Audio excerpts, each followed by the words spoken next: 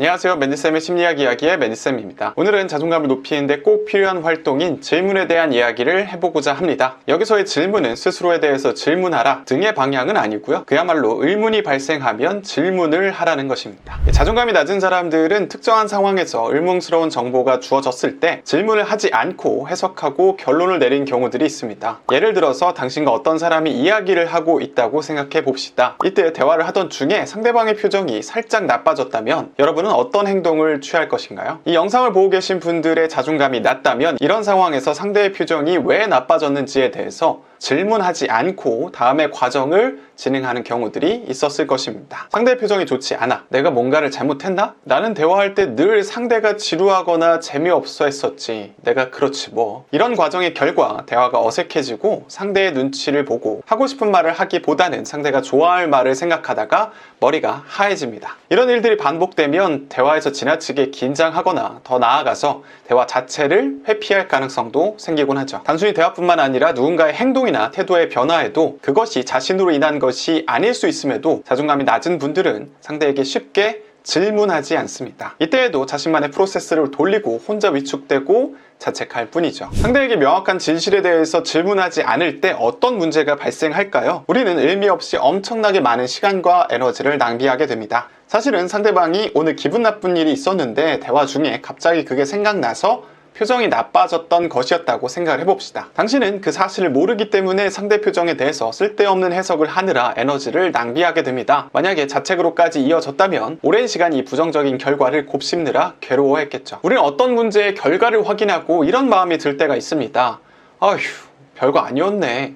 그렇게까지 걱정할 필요는 없었네. 와 같은 거 말이죠. 어떤 문제는 이처럼 그렇게까지 걱정할 일이 아닌 경우들이 있습니다. 모든 상황은 아니겠지만 우리가 질문을 할 수 있는 상황에서 상대에게 질문을 했더라면 우리는 문제의 원인을 분명하게 알고 마음의 안정을 빠르게 얻을 수 있었을 겁니다. 이 안정감을 갖고 우리는 우리에게 중요하고 의미 있는 일에 시간을 쏟고 이는 곧 행복으로 이어지게 되겠죠. 만약 우리가 질문만 적절하게 했더라면 생각의 과정은 앞과 같이 흐르지 않을 수 있습니다. 상대의 표정이 좋지 않아. 뭐지? 무슨 일이지? 이때 판단을 유보하고 혹시 기분 안 좋은 일이 있으세요?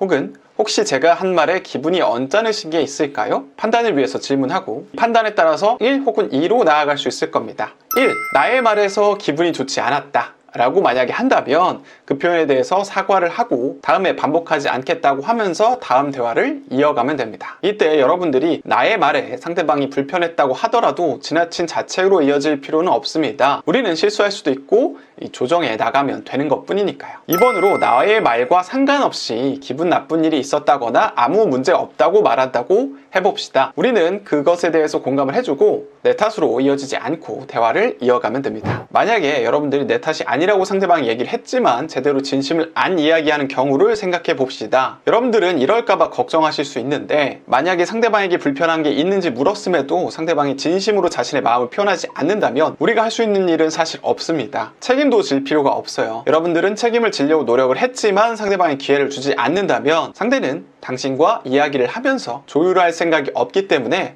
여러분들이 자책하고 위축될 필요는 없습니다. 여러분들이 질문도 했잖아요. 여러분들이 혼자 자기만의 프로세스를 돌린 이유는 다음과 같을 거예요. 먼저 어떤 문제가 발생하면 자기 탓을 하는 태도가 습관화된 거죠. 문제의 진위를 확인하기보다는 자기에게 원인을 돌리고 자기만 바뀌면 된다 라는 생각을 여러 번 반복해서 했을 경우에는 이 질문을 하기보다는 곧바로 자신을 채찍질하는 방향으로 나아갈 수 있습니다. 그 다음으로는 상대가 어떻게 생각하고 있는지 궁금하고 물어보고 싶긴 하지만 혹시 좋지 않은 결과가 나올까봐 걱정하기 때문입니다. 만약 나 때문에 상대가 기분이 나쁘다는 사실을 알게 되면 나에게 더 큰 상처로 이어질 것이라 생각하는 것이죠. 지금까지 자기의 인식에 따라서 확률상 내 탓인 것 같기는 하지만 이를 확인해서 상처를 더 깊게 잊고 싶지 않은 것입니다. 그러나 여러분들이 용기를 내서 질문을 하고 문제의 원인을 제대로 알면 적절한 대응이 가능하다는 것을 알아야 합니다. 만약 그것이 내 탓이라고 하면 나의 지금 행동이나 말을 수정하면 되는 것이고 그것이 내 탓이 아니라고 하면 나는 마음 놓고 대화나 행동을 이어가면 되는 겁니다. 여러분들이 용기를 내지 않으면 실제로 상대방을 불편하게 하는 행동을 수정하지 않거나 잘못된 방식으로 수정해서